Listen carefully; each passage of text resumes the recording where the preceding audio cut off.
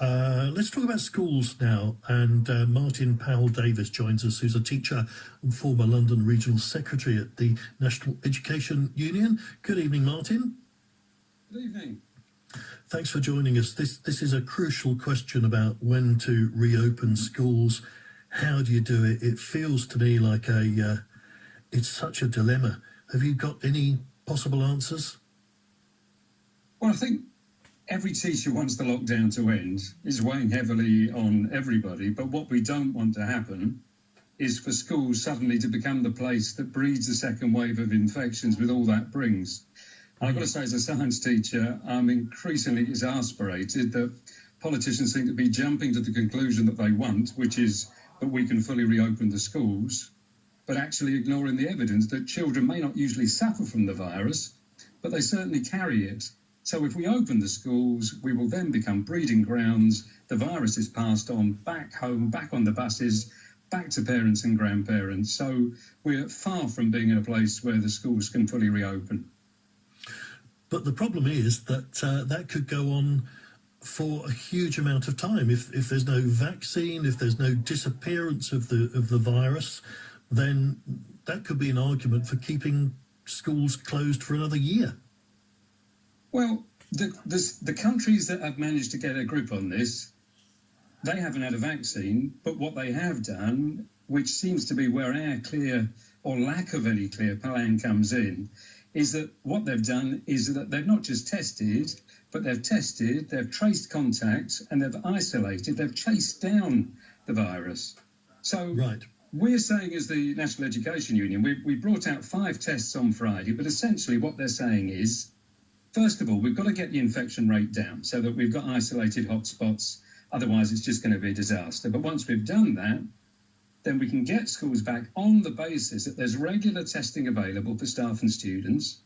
And if there is a positive test, then there's got to be a clear protocol that you then say, right, you then isolate all those contacts, and then you can actually prevent onward spread. I mean, that may well mean closing the school, and the same goes for workplaces as well, actually. It's not a quick fix.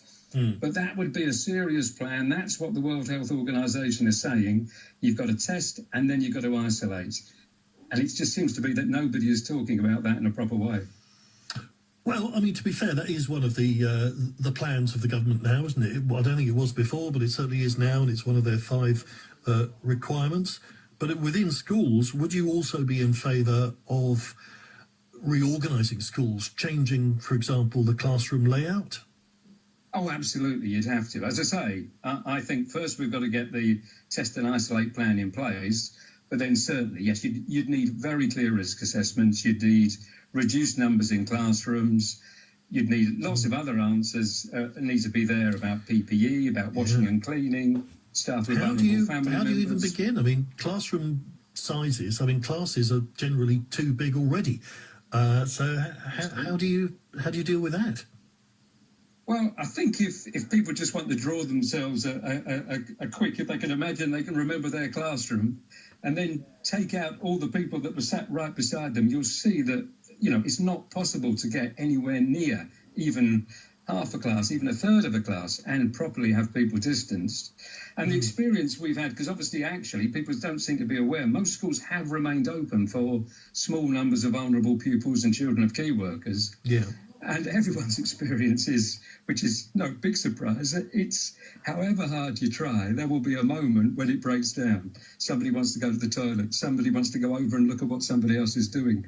Somebody wants to go and play with somebody else at break time. You know, it's very, very hard to maintain social distancing, which is why I go back to the main point that if we let people back when the infection rates are too high, social distancing obviously will need to put in some things in place to try and minimise the risk, but you won't be able to avoid the risk. You know, social distancing is not possible consistently. Do you think maybe, given that it's all a bit of a mess at the moment, that the whole school year should be scrapped and you just start again in September or January? Well, I think there are, you know, it's interesting, people saying we need to learn from other countries. I mean, some of the other countries like Italy, for example, are definitely saying can't be till September. I think myself and the NEU would say, well, you know, if the government can act more quickly than that, But as I say, it's the responsibility is on them. They've got to make sure, as you say, they've talked about testing, but at the minute the testing seems to be, a very random. Got to go off to a car park somewhere that might be a long way from you, like the NHS worker was discussing just a couple of calls ago. That testing needs to be taking place within the school environment, and then it needs to be regularly repeated, because you may not be positive one week, but you might be positive the next week. So the testing regime has got to be far more down to what takes place in the workplace than just asking people to go and visit and check for themselves.